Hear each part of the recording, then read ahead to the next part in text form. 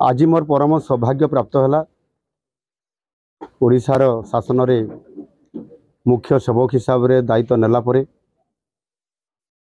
माँ ताराताणी दर्शन लाभ कली।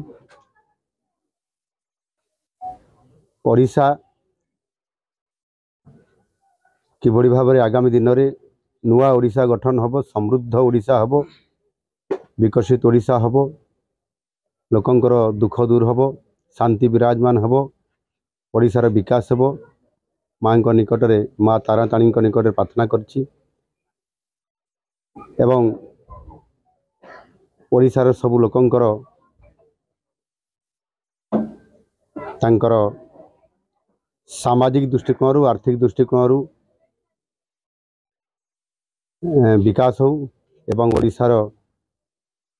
विकास हो ये कथा को लेकर मु माँ निकट प्रार्थना करछि। आज ये माँ पाखरे विभिन्न प्रकार ए पीठर मध्य उन्नति करा जाउछि। आगामी दिन में निश्चित भाव एठी आमर जिला प्रशासन तरफ आमर एठी स्थानीय प्रतिनिधि मानकर जो दाबी अच्छी मंदिर परिचालना कमिटीर जो सदस्य माने अछंती समस्त मतामत को लेकिन यहाँ आहुरी किभली एक ये देशर आदि शक्तिपीठ यह किभली भाव में आहुरी अधिक